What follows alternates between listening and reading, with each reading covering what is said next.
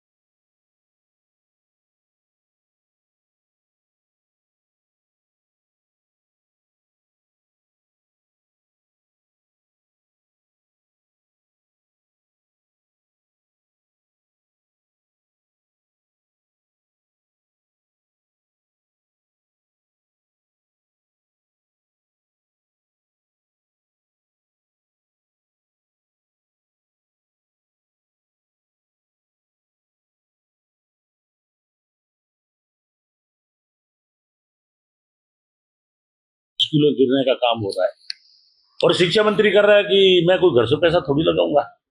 अरे भाई, कौन मंत्री घर से लगाएगा? कौन कह रहा है? सरकार के पास कोई बजट की कमी है क्या? आप एक तरफ तो कहते हो हमारी डबल इंजन की सरकार है और एक तरफ आप स्कूल की दीवार नहीं बना सकते। पहली बात तो शिक्षा मंत्री को इस्तीफा देना चाहिए। मैंने देख लिया शिक्षा मंत्री जी में संवेदनशीलता नहीं है तो मुख्यमंत्री जी को देना चाहिए। लेकिन मैं देख रहा हूं कि भारत के अंदर जितनी भी घटनाएं हुई, चाहे वो नोटबंदी की हुई, चाहे कोरोना में 47 लाख लोग मर गए, चाहे नोटबंदी के अंदर लोग लाइन में खड़े खड़े मर गए, आपने ये सारी चीजें देखी, चाहे पहलगाम की घटना हुई, चाहे अहमदाबाद में एयर जो है वो एरोप्लेन क्रैश हुआ, कुंभ के अंदर हादसा हो गया, 100 से ज्यादा लोग मर गए। भारत सरकार के एक भी मंत्री ने कभी जिम्मेवारी नहीं ली, ना इस्तीफा हुआ। ये इस्तीफे तो कांग्रेस के टाइम में हुआ करते थे और यही लोग नागिन डांस करते थे रोड के ऊपर, इस्तीफे मांगते थे। लेकिन ये लोग इतने बेशरम और हल्के स्तर पे आ गए कि आज एक भी जिम्मेवारी लेने के लिए तैयार नहीं। इसलिए जो अशोक गहलोत जी जो है बहुत ही सीनियर लीडर है, 3 बार मुख्यमंत्री रहे, दिल्ली में केंद्रीय मंत्री रहे।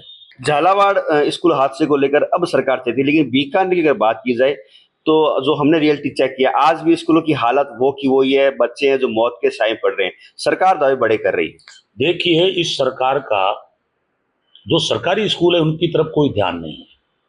इन्होंने कम से कम पूरे भारत में 60,000 स्कूलें बंद कर दी, यूपी के अंदर 25,000 स्कूलें बंद कर दी। इनकी मानसिकता है, इनको पता है कि गरीब का बच्चा, किसान का बेटा, मजदूर का बेटा सरकारी स्कूल में पढ़ता है। अंबानी अडानी का बेटा तो पढ़ता नहीं, बड़े बड़े लीडर्स का भी नहीं पढ़ता।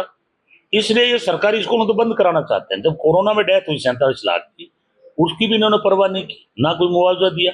700 किसान मर गए, 1 रुपया मुआवजा नहीं दिया दिल्ली से, क्योंकि इनका गरीब के प्रति कोई सोच ही नहीं। ये पूंजीपतियों की कठपुतली सरकार है। 36 कौम की चिंता करने वाली है कांग्रेस। और आज देश में जो विकास दिख रहा है वो है कांग्रेस का सारा काम।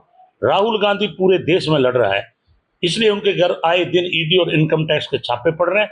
आज राहुल गांधी 40 मुकदमे झेल रहे हैं, जिस घर में 2-2 शहादत हुई हो और वो 40 मुकदमे झेल रहे हैं।